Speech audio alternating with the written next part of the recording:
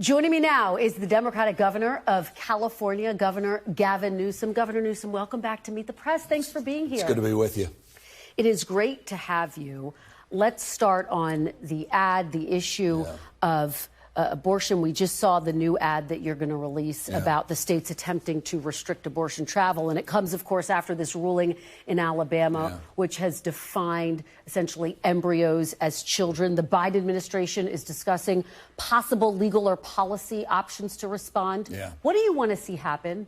Well, I want us to see us assert ourselves on this issue. It's a war on women. What should the president do, though? What should he do unilaterally? I think the president should continue to do what he's doing. He's speaking with clarity, moral clarity, forcefully. The vice president speaking with moral clarity, forcefully all across this country.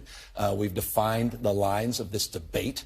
We've been on the offense, not on the defense. The Republican Party is on the defense on this issue. You saw that with the flip-flops of Haley. You see that in terms of Trump, though he's still trying to figure out exactly his position because he's out there celebrating the fact he created these conditions in the first place.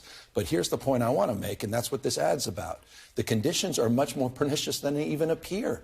These guys are not just restricting the rights of self-determination to bear a child for a young woman, but they're also determining their fate as it relates to their future in life by saying they can't even travel. These travel restrictions modeled after a version that passed in Idaho is now being proposed in Tennessee, in Oklahoma, in Mississippi. The AG himself of Alabama wants to criminalize travel not just for children, but for adults seeking reproductive care. That's how serious this moment is, and we need to be even more aggressive, I would argue, and that's what this ad represents. Given the seriousness of this moment that you have just laid out, going back to the question, is there a unilateral and executive action that you think President Biden should be taking to deal with the IVF piece of this, and then, as you say, the abortion travel ban piece of this? There's no daylight in their efforts and the work they're doing, and they are investigating exactly where their position can land in terms of the laws itself. But at the end of the day, this is a serious threat, not just what's happening in Alabama, regardless of what Trump tweets out saying the legislature in Alabama should do something about this. I worry about the United States Supreme Court that, again, set the tone and tenor for the debate we're having today. And again, it's not just a war on travel. It's not just a war on reproductive health care. It's also a war on women more broadly defined, including, as we know, contraceptives, as it relates to mifepristone, as it relates to other concerns around the Comstock Act. It is a profound and existential moment, and all of us need to be in, not just the President of the United States, to your question, but governors and others. And by the way, I'm part of a coalition of 22 governors in this Reproductive Freedom Alliance, and we've come together to organize around this issue because at the end of the day, it is consequential. Governors on the front lines, not just of abortion, but on civil rights reforms as it relates to LGBTQ reforms and certainly women's rights more broadly defined. You talk about the Republican position on this. NBC News has confirmed that the GOP frontrunner, Donald Trump, has told people privately that he is considering supporting a 16-week federal ban that would include exceptions. You've been clear, and here again today, your support for generous abortion of them rights. to include exceptions. What a kind soul. In 16 weeks, it's because it's an even number? Well, I mean, these people aren't serious. So he supports, this is what he said, he supports a national ban. And if you're Lindsey Graham and others, they're going to bring that down well below 16. He will sign a national ban. You want to understand the contours of this debate that we will be having over the next 9 months, ironically 9 months, between now and November, and the consequences of Democratic Party not succeeding in Biden's reelection. Just consider the fact that he said that part out loud. Well, let me press you, though, Governor. Do you think there is a week that access to abortion should be banned? I think we've established that firmly in the context of what states are doing, like California, where we established a constitutional right to access abortion. And at the end of the day, I think that's a determination for women and their doctors. As it relates to the issues in California, we've established that firmly in the state constitution. As it relates to getting into the debate around late-term abortion, that's a complete canard. That's an effort to distract from the extremism of the Republican Party's current positions that are now being exposed as even more extreme than we originally had imagined. And late-term abortions are incredibly rare. Republicans, though, say the Democrats want to allow abortions up until the time of birth. I think it's insulting to women. I mean, fetal abnormalities. It's because of the life of not just the mother but baby, the likelihood that the baby won't even survive after their birth. I mean, it's a personal and devastating decision. I've got 4 young kids. By the time that decision's even made, you've probably picked out the name of the child. You picked out the color of the room, the crib. Yeah. And it's a devastating decision. And again, I don't think, with respect, guys like Lindsey Graham and Donald Trump should be making that decision. Okay, let's talk about the campaign now. The South Carolina primary is underway as we have this conversation. I wonder, Governor, when you look at the landscape, do you think that it is time for Nikki Haley to drop out of the race? And do Democrats want the general election to begin in earnest? Well, I don't know why Democrats would want her out of the race. She's one of our better surrogates. I mean, she's defining the opposition to Trump incredibly effectively. I mean, she's making points I'm applauding every single day about his temperament, his capacity, his unraveling in real time. And so I think she's been incredibly effective. So I hope she stays in personally. But look, at the end of the day, it's Trump. I mean, there's not a state Nikki Haley can win. I mean, let's look realistically. You look at this map, it's beyond me why she wants to continue in this race. But again, I don't want to get in the way of that. But Trump clearly is the nominee. Biden administration understands that. The campaign understands that. We understand it at a sub-national level, at a gubernatorial level, and that's who we're up against. Yeah, I mean, speaking of Trump, you have described him as lighting democracy on fire. We know that there are reports that former President Obama warned President Biden not to underestimate Trump. Never. Do you believe that Democrats are underestimating Trump in this moment, his strength potentially in a general election? I think he's weakness masquerading as strength. I think he's more unhinged. He's less interesting than he was even a few years ago. I mean, you've heard his comments just this week. More just overt racist comments that he's made. It's just extraordinary how quickly he is unraveling in real time, including just on basic policy issues like repealing Obamacare, which is overwhelmingly supported, the highest ACA enrollment that we've seen in decades, rather in years and years, just the last few weeks. So the reality at the end of the day, he's unhinged. He's a much weaker candidate than he was a few years ago. Democrats are stronger. We're winning 18, 20, 22, 23. You saw in New York 3. We continue to win. We continue to outperform. And Donald Trump is a big part of that. And he's going to be the nominee of the Republican Party. And yet, Governor, there are some pretty stark numbers that you're facing. 76% of voters say they have real concerns about President Biden's ability to serve a second term. Do you think it's responsible for Democrats to put him at the top of the ticket, given those concerns? Responsible. I revere his record. I mean, what he's done in 3 years has been a masterclass, close to 15 million jobs. That's 8 times more than the last 3 Republican presidents combined. The economy is booming. Inflation is cooling. It's 0.6% more than it was in the summer of 2020 at just 3.1%. Wait a second. We have American manufacturing coming back home, all because of Biden's wisdom, because of his temperance, his capacity to lead in a bipartisan manner, which is an underrepresented point. And so I have great confidence moving forward. So the answer is absolutely all in terms of the next 4 years of Joe Biden. These voters, though, are not complaining about his record. They're talking about concerns about his ability to beat Trump, who you've called a threat, essentially, to the democracy. But in private, we've heard a lot of his allies say publicly, in private,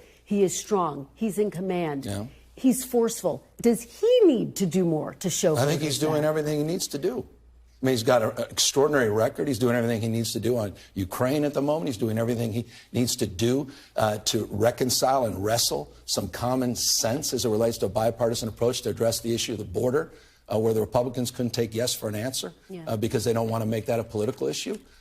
He is leading. And so, no, from my humble perspective, not only the last 3 years have been extraordinary. I've been out with, as you know, on the campaign trail. I was just out in California. I've seen him up close. I've seen him from far. But here's my point. It's because of his age that he's been so successful. It's because of the wisdom and the character that's developed over years that we have the CHIPS and Science Act, the Infrastructure Bill, and the PACT Act, and the Safer Communities Act. And because we've seen these bipartisan accomplishments, because of his capacity of understanding, because of his leadership. So the opportunity to express that for 4 more years, what a gift it is for the American people. And as a Democrat, what a gift for me to make the case for the leader of our party, Joe Biden. Let's talk about you, Governor. Days after that special counsel report came out questioning the president's age and his memory, the Washington Post reported that anxious Democrats reached out to top Biden donors to ask, quote, when is Gavin getting in? Or how about Whitmer or Shapiro? The buzz has not stopped. I know you've been asked this before, but do you still rule out a run in 2024? You got to be kidding. I am here celebrating the extraordinary accomplishments of the Biden-Harris administration, making the case that we need to make to lift up the issues, lift up the record, drive contrast with the Republican nominee to be Donald Trump, so that we can win for 4 more years. Have you gotten any calls, Governor, encouraging you to run? It's all idle chatter. It's all you know what? That's a sideshow. I think what Democrats need to do is worry less, do more, continue to overperform as we have, continue to win, make the case. Don't be ashamed of 4.1% GDP over the last 2 quarters. Don't be ashamed about the alliance management of the Biden-Harris administration. Don't be timid about making the case for the record of this administration. So you're ruling it out 100%? It's not even an interesting conversation. Okay. And by the way, I think it's a damning conversation, frankly, the other side wants us to have. And trust me, I know the mishigosh coming from the other side. I'm deeply mindful of the anger machine and all the entertainment industry out there on Fox and elsewhere that love ginning this stuff up. At the end of the day, not only has this train left the station, but we get to enjoy a record of accomplishments as we make the case in a reelection, the likes of which we couldn't have even dreamt of, even as a Democrat, the last century. Trump says he's ready to debate Biden right now. Should President Biden debate? Of course he's not. But should President Biden debate Trump in the general? Biden beat Trump in the prior debates. I look forward to it. I mean, this is a guy, by the way, that's just pure, 100%, pure projection on a guy who refused to debate in his own primary. Back to my point, weakness masquerading as strength. Let me ask you about another big issue in this election. Michigan has a primary, as you know, coming up on Tuesday. Progressive Congresswoman Rashida Tlaib is urging Democrats to vote against President Biden to send a message because of his handling of the war in Gaza, which she opposes. What is your response to Congresswoman Tlaib in this? Well, I have great respect for people who have difference of opinion. I deeply understand. Look, I'm a father of 4. I have a very close friend who's lost 9 family members in Gaza. 9. It breaks my heart. I want this war to end like everybody wants it to end. And I say this as a guy who was there a few weeks after October 7th, meeting with the president, meeting with the prime minister, that saw firsthand the atrocities in those videos and is here, not without a sliver of any doubt that we need to eliminate Hamas and advance a 2-state solution. That said, I deeply am mindful about the humanitarian crisis, and that's what she's expressing. As it relates to Biden, and it relates to this primary, I mean, it's not even a close bet or call. And at the end of the day, we should be quadrupling down on the accomplishments of the Biden administration, in Michigan in particular. And I don't have to be mindful of where the unions have been in that respect and where he's doing on manufacturing and addressing the issues of monopolistic power, as he's addressing more broadly the economic opportunities and manufacturing supply chain opportunities of which he's delivered for the people. As you say, Governor, you were recently in Israel. Do you want to see a ceasefire? Well, I want to see the war end. I want Hamas eliminated. Should President Biden call for one? I want these hostages returned home. I'm going to respect the president's capacity to lead at this difficult moment. I know his private heart on this. Of course, we understand what's happening as it relates to humanitarian crisis. As he said, it breaks my heart. You can't be a human being and watch that. And so that has to be addressed. And with regard to Benjamin Netanyahu, who I've visited and I've worked with in the past, he's doubling down on stupid as it relates to the 2-state solution and walking away from that. And I appreciate and applaud what the Biden administration did this week, Secretary Blinken and others, as it relates to the settlements in the West Bank. So more clarity on that. Get these hostages home. Let's work to get these hostages home. to work to eliminate Hamas and rebuild Gaza and advance a two-state solution. Let me ask you about immigration very quickly. President Biden is reportedly considering taking executive action that would restrict migrants from seeking asylum. Would you support that type of executive action? You have to take a look at what the executive action is. It's a broad stroke. So before I sign off on any executive action, I'd like to know exactly what it is. But here's what I will say. Two things. The asylum system is broken. So you're open to it. You're open to supporting him on this. The asylum system is broken. We know it's game. The credible fear is manipulated. I don't think that. We know that as Democrats. I have the largest land port in the Western Hemisphere in the state of California. I'm going to be educated on this. I've brought the National Guard down to the border many years ago, increased their presence recently, and I applaud the president being willing to advance a bipartisan solution. The Republican Party is responsible today, now, for the conditions that persist because of their unwillingness to work with this president who went farther than any Democratic president in my lifetime on a comprehensive package. And Donald Trump called them and threatened them. It shows the weakness not only of Trump, but also of the Speaker of the House of Representatives. So, Governor, given that it is held up in Congress, there's no doubt about that. Do you want to see President Biden act? Should he take this action? I applaud the fact that he's willing to continue to move forward with this. I applaud the fact that he's seeking strategies and solutions. I applaud that he's been trying to do that. He's been trying to get 1,500 new Customs and Border agents on the border, 4,300 new asylum officers on the border. He wants... President Biden supported $650 million for more wall investment. That's what Biden signed off on. So by definition, he wants to make progress on the border. And yes, by definition, I support his efforts outside of the legislative process because this legislature is broken. Congress is broken. Okay, Governor, before I let you go, as we just said, you have traveled to Israel. You've also traveled to China to meet with leaders there. Are you positioning yourself to be the future of the Democratic Party? No, I want to live a life where I'm not at peril of being judged not to have lived. I want to be consequential in the moment. I live in a state where 27% of the state's foreign born. We're a majority minority state. We're a gateway to Asia. We've expressed through partnerships and trade at a subnational level more than any other state in America. Remember, my state's the largest state in this union, $3.7 trillion economy, the fifth largest economy on planet Earth.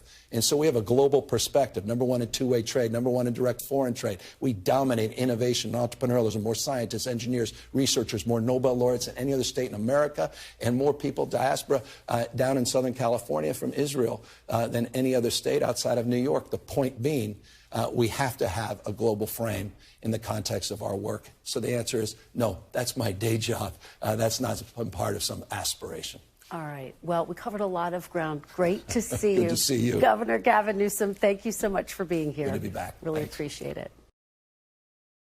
Thanks for watching. Stay updated about breaking news and top stories on the NBC News app or follow us on social media.